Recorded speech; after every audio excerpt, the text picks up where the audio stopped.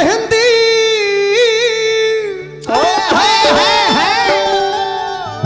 अरे ले आई तो मोती झील से जाई के साइकिल से बाकी एक जानी सोहर का होता है कैसे कोहत का बड़ी कि मन करे अरे मन करे खाए के नमकीन पिया तो सब पिया मन करे खाए के नमकीन पिया तो सब पिया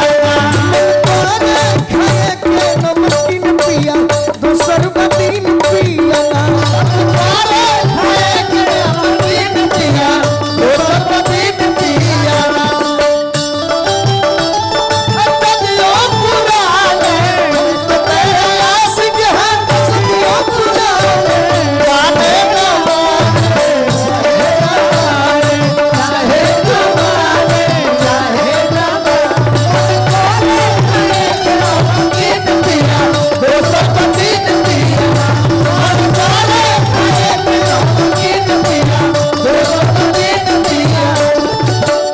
यह आशीर्वाद बड़ी महत्वपूर्ण हमारे दुख के साथी हमारे चाचा के तरफ से चाचा के बार बार प्रणाम करो आशीर्वाद के प्रतीक्षा बा हम चाची से भी आग्रह करब कि अभी ले मिलल नहीं खे हवे तो हमरा पूरा बिहार के साथ बाकी हम भी एक दिन भेंट हो जाई संगे खाना खा ले तो पेट भर जाई सदियों पुराने हम तो तेरे आशिक हैं चाहे न माने चाहे न माने चाहे न माने चाहे न माने तोरे आए नमकीन पिया तो सब पिया ना तोरे आए नमकीन पिया तो सब पिया ऐसा तो हम चाचा ना देखनी जे अपना भतीजा से दूर बड़े इतना दिन से जे हमारा के नाम मिलते हुए भी हमारे का आशीर्वाद दिले हुई है आज तो जज साहब के प्रोग्राम में बड़ी मान सम्मान मिलल चाचा के द्वारा और मिले की इच्छा काहे बा ऐसे कि भगवान से मिले के बाद सुख दुख के साथी से मिले के बाद कि कहीं गोलू राजा पया चाहिए तो पहला फोन चौचे भी न जाई मन करे खाए के नमकीन पिया मन करे खाए के नमकीन पिया बहुत तरी शुभ बात समाचार शुभ बात समाचार छुआ हो खतबा शुभ बात समाचार शुभ बात समाचार छुआ हो खतबा शुभ बात समाचार छुआ हो खतबा अब बाकी बात हो अब बाकी बा महीना बस 3 पिया दिन पिया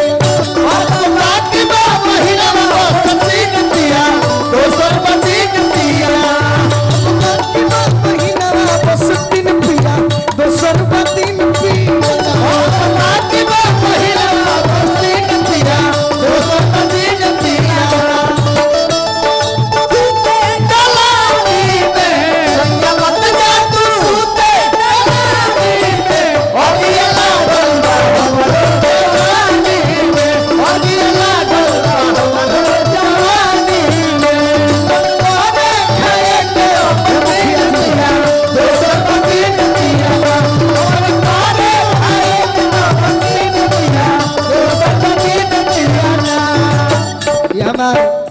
दुलरुआ मुखिया जी चाचा के भी दुलरुआ हमारो दुलरुआ अम्मा को स्कूल ही काम को हंस कर के आराम स्कूल ही काम को हंस कर के आराम अम्मा को स्कूल ही काम को हंस कर के आराम स्कूल ही काम को हंस कर के आराम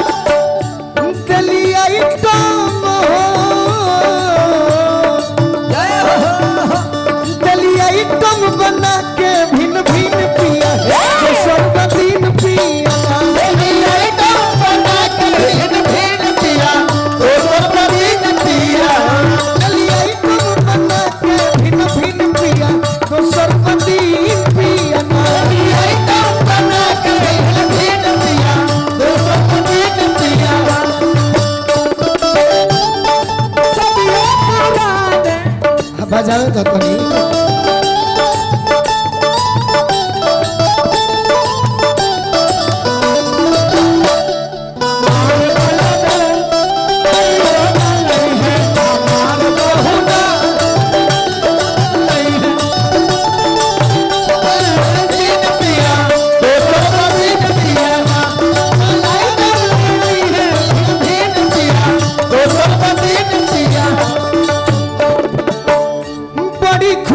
बाटे दिल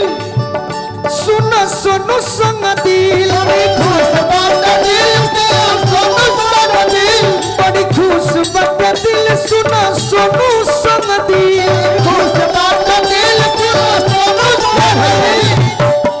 बड़ी खुश बाटे दिल काहे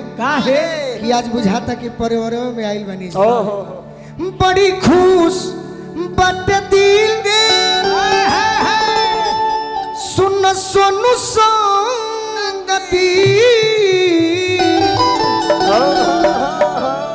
कि अब हंसी है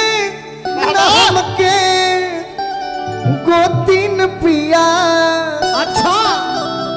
अब हंसी है ना हम के गोतीन पिया तो संगतीन पिया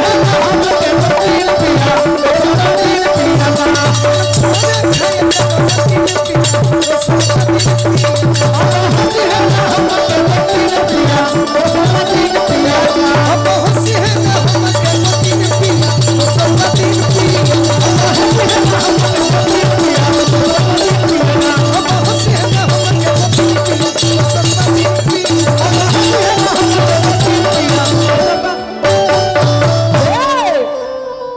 कि मन करे अरे खाए के नमकीन पिया